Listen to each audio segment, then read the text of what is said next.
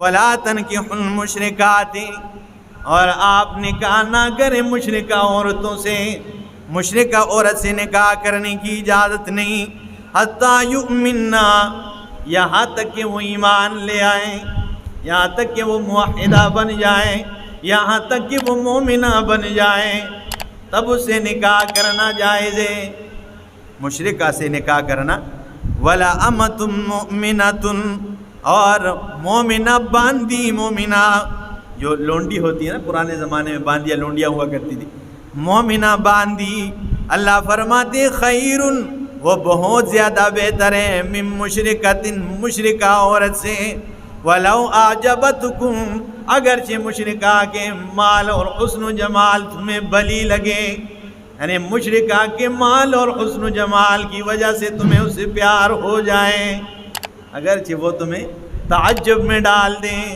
لیکن پھر بھی مومنہ عورت چاہے وہ باندی کیوں نہ ہو، غلامی کیوں نہ ہو، خیر من مشرکۃ،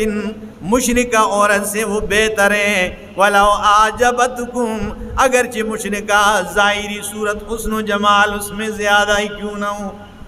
حسن و جمال میں زیادہ ہو، وہ مال دولت کے لحاظ سے زیادہ ہو، لیکن غلام عورت مومنہ اس سے زیادہ بہتر ہے۔ وَلَا تُنْكِحُوا الْمُشْرِكِينَ،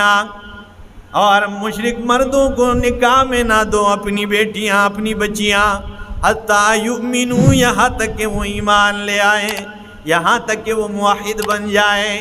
یا آسان لفظوں میں سمجھا دیتا ہوں، اپنی بچیوں کو مشرکوں کے نکاح میں نہ دو، حتیٰ یؤمنوا، یہاں تک کہ وہ اشاعت التوحید والے بن جائیں، میں تو یہی کہوں گا، ٹھیک ہے۔ تو ولا عبد مؤمن، اور غلام مومن خیر، بہتر ہے، من مشرکین، مشرک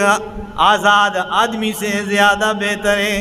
یعنی ایک آدمی آزاد تو ہے لیکن مشرک ہے، دوسرا بندہ غلام ہے اور رنگ کا گورا نہیں کالا ہے، مال دولت کے لحاظ سے بھی زیادہ کمزور ہے، لیکن قرآن کہتا ہے وہ زیادہ بہتر ہے، اور جو آزاد ہیں لیکن مشرک کراڑ ہیں وہ بہتر نہیں ہے، اس سے نکاح کرنا جائز نہیں ہے، اسے نکاح میں نہ دو اپنی بیٹیاں، ہاں، مشرک آدمی کو اپنے گھر میں داخل مت ہونے دو، اور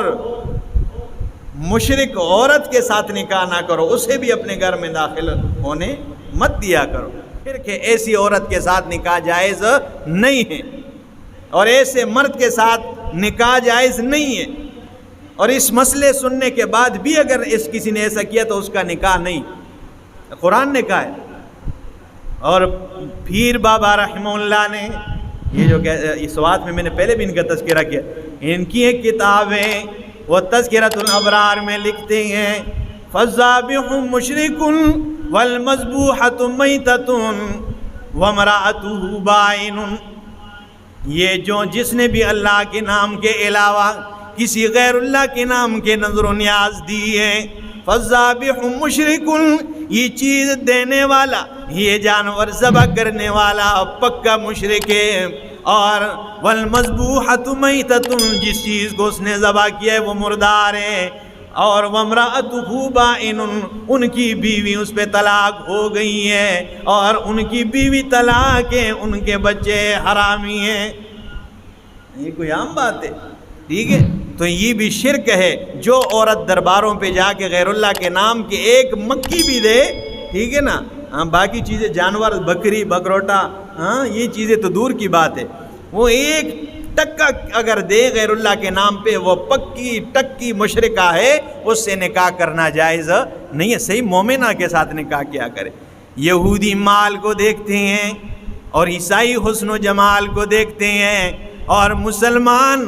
وہ نیک اعمال کو دیکھتے ہیں، تو نیک عورت کو دیکھنا چاہیے کہ وہ عقیدے میں کس طرح ہے۔ ہمارے ایک استاد ہے، ہم نے ایک مدرسے کو اس ایک استاد کے لیے چھوڑ کے دوسرے مدرسے گئے تھے کہ ان سے کچھ پڑھنے کو مل جائے، ہم گئے تو انہوں نے کہا، وہ ایک تنظیم کے ساتھ تعلق رکھتے تھے، جہادی تنظیم تھی، انہوں نے کہا بھائی مجھے صرف اس تنظیم اس عقیدے والی عورت نہیں مل رہی۔ ہم نے کہا آپ شادی کیوں نہیں کرتے ہیں؟ اس نے کہا ہر چیز کی فراوانی ہے الحمدللہ، لیکن اس عقیدے کی مجھے آج تک کوئی صحیح عورت نہیں ملی، اس لیے نکاح نہیں کر۔ میں کہتا ہوں اسی عقیدے کی مل جائے، اور بھائی معاہدہ سے کرو، ٹھیک ہے نا، ہاں مشرکہ سے نکاح نہ کرو، مشرک کو اپنی بچی نکاح میں نہ دو۔ آپ کی بچی موحدہ ہوگی اور آپ مشرک کے نکاح میں دے دیں گے، مشرکہ بن جائے گی۔ آپ اپنے بھائی کے لیے، اپنے بچے کے لیے یا اپنے لیے مشرکہ عورت سے نکاح کریں، آپ موحد ہوں گے، وہ شرک کی طرف دعوت دے گی، یہ گھر میں لڑائیاں جھگڑے فسادات پیدا ہو جائیں گے، یہ محبت ہوگی پھر؟ اسی لیے تو مسئلے مسائل گھروں میں کھڑے ہو جاتے ہیں۔ تو قرآن نے منع کیا ہے کہ مشرکہ سے نکاح کرنے کی اجازت نہیں ہے۔ وَلَا تَنْكِحُوا الْمُشْرِكَاتِ، مشرکہ سے نکاح نہ کرو، اور شرک میں نے آپ کو بتا دیا۔